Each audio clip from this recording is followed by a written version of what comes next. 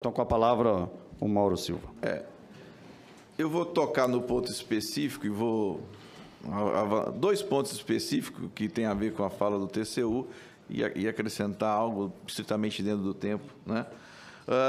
Especificamente, de manhã, eu falei de necessidade, de falta de necessidade da mão pesada da reforma da Previdência em relação ao RPPS, porque um estudo do TCU, que agora acabou de ser confirmado aqui, mostrava que não havia explosão nenhuma do déficit do RPPS em relação ao PIB. Pelo contrário, haveria uma queda com tendência de estabilização e até zerar esse déficit. E o Tiago acabou de confirmar isso aqui, que é dois slides principalmente, que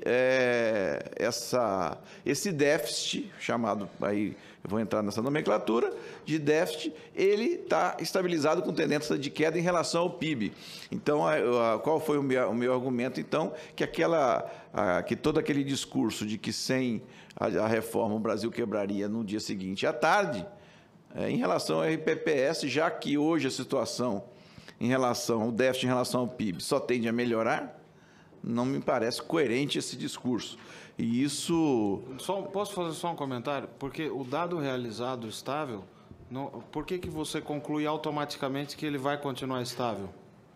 Bom, a projeção feita mas a projeção feita pelo TCU, que acabou de mostrar aqui. Mas ele disse que é sem reposição, ou seja, mas se você repor, você repõe aqueles contribuindo até o teto, e aqueles que sairão se aposentarão também até o teto. Então, se não for zerar, ele vai entrar no equilíbrio. Porque o que há hoje é que quem está se aposentando acima do teto, e quem está entrando contribuindo até o teto, por conta do RPC. Ao instituir a regime de previdência complementar, né, foi uma opção nossa para resolver o futuro, que só entrasse pessoas contribuindo até 5.800 e aqueles que se aposentam vão continuar pelos seus direitos se aposentando em cima.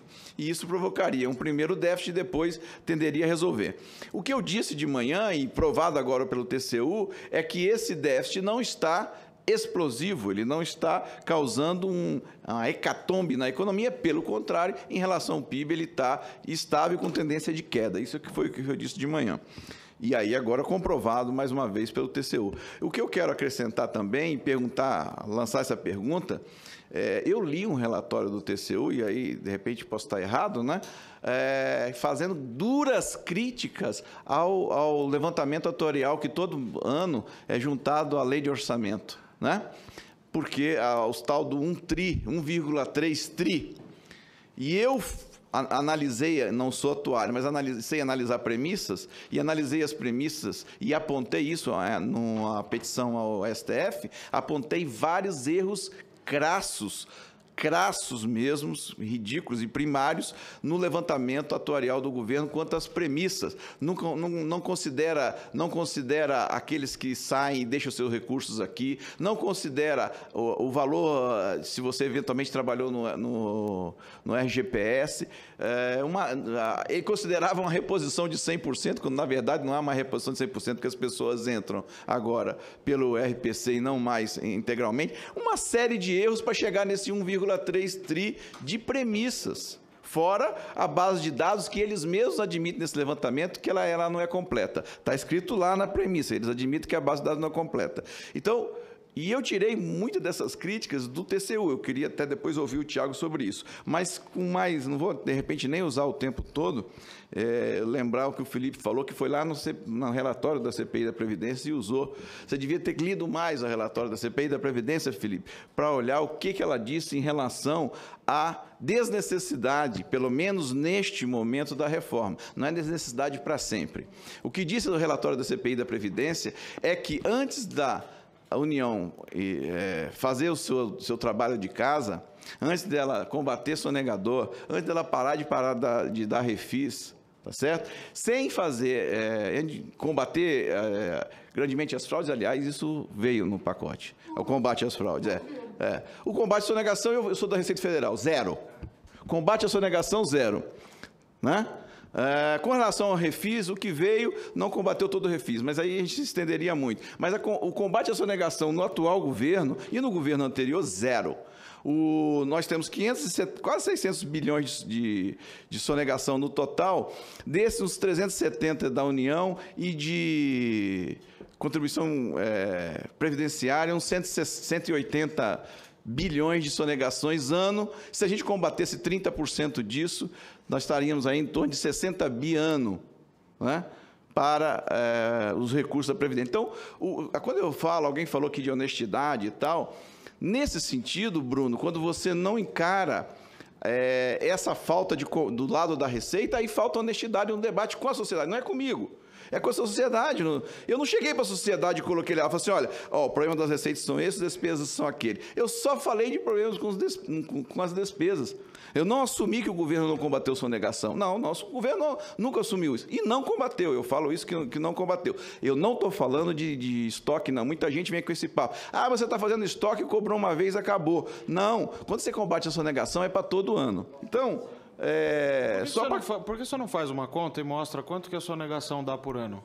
E aí a gente compara com a necessidade. Nós temos vários estudos mostrando que a sonegação é de 27% que é arrecadado. Vários estudos nesse sentido. Porque é muito fácil falar que é só cobrar as pessoas que resolve o déficit. Não resolve. A necessidade de financiamento da Previdência adicional... Ele está falando de sonegação. Eu estou falando de sonegação, estou falando de dívida. É sonegação. Não estou falando de dívida. Sonegação entra todo ano. Que é todo ano. Número? Quanto é que dá de dinheiro todo ano? Já acabei de falar aqui, eu posso repetir novamente. É 27% que é arrecadado. Com esse ano talvez seja um pouco mais de 600. Qual é a que você coloca? Porque quando você começar a apertar o cerco nos contribuintes... Então, calma lá, mas eu não quero... no sonegador. Eu não vou combater toda a sonegação, não, Felipe. Eu não vou combater toda a sonegação, não. Eu estava no meio do raciocínio quando você me interrompeu para dizer a sonegação das contribuições previdenciárias é de 180 bi. 180 bi. Vamos combater apenas 30% dessa sonegação. Aí engole essa sua elasticidade, etc. 30% dessa sonegação. 60 bi. E vamos falar dos privilégios fiscais. Eu não falo mais de benefícios fiscais, não, viu, senador Paim? São privilégios fiscais porque são para poucos. Mais de 360, quase 400 bi. Poxa, mas você vai tirar tudo? Não, vamos tirar 20%. Mais 80 bi por ano. Evidentemente que se isso, depois de feito, daqui a 3, 4 anos, ainda assim fosse necessário fazer uma reforma da Previdência, nós teríamos uma franqueza com a sociedade para dizer, olha, combati a sonegação até onde não podia mais, cortei o máximo dos privilégios fiscais, cobrei quem tinha que cobrar, parei de dar refis, só o refis, a diminuição da arrecadação espontânea pelo refis varia entre números do governo 18 bi por ano, números nossos 50 bi por ano. Se a gente tivesse feito tudo isso, aí viria aquela tal honestidade no debate. Eu teria feito o debate da receita e o debate das despesas. É isso que faltou. E aí, se daqui a algum tempo, fala assim, olha, mesmo assim não dá. Aí, realmente, é isso que eu falei. Então, isso, Felipe, que estava no relatório da CPI da Previdência, que seria interessante trazer também, porque isso está lá. Não vão fazer nunca a reforma da Previdência, claro, a demografia muda, as coisas mudam, mas quando que nós vamos fazer a reforma da Previdência? Quando a gente tiver feito esse lado. E eu estou falando também de honestidade, encarar o RPPS sem fazer o cálculo do que eu falei aqui hoje de manhã com o Adolfo, com o Leonardo, sem levar em conta a capitalização do que os servidores contribuíram, sem levar em conta os erros legislativos do passado, que trouxe um monte de gente do RPPS, que eu não vou me repetir, porque aí eu vou cansar, já o senador Tasso já falou isso. Mas então, falando em honestidade, eu sei do esforço de vocês, até patriótico, de ver o problema, mas vocês estão vendo só um lado do problema. Talvez seja isso a nossa discordância, só o lado das despesas, que em grande medida, talvez eu não discorde. Das despesas, vocês não estão vendo o lado da receita. E às vezes, a questão do regime público, do RPPS, jogando no servidor público uma conta de erros legislativos do passado. Se você for olhar o servidor público que entrou de 94 para cá, ele paga a sua própria aposentadoria sem precisar de um centavo de ajuda do Estado, como vocês gostam de dizer. E isso não é correto dizer, porque é facilmente demonstrável. Então, para falar de sinceridade, eu sei da preocupação patriótica até de vocês de lutar para que o Brasil não entre numa situação inadministrável, mas aí nós teríamos que olhar os dois lados. Então, o que se citou aqui, eu acho que já foi esclarecido, porque o TCU confirmou os dados que eu trouxe aqui, de que a situação do RPPS em termos de déficit sobre o PIB está controlada, até com tendência de zerar ou de estabilizar.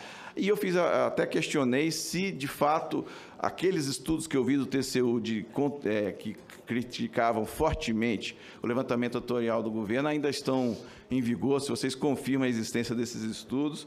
E eu encerro por aqui.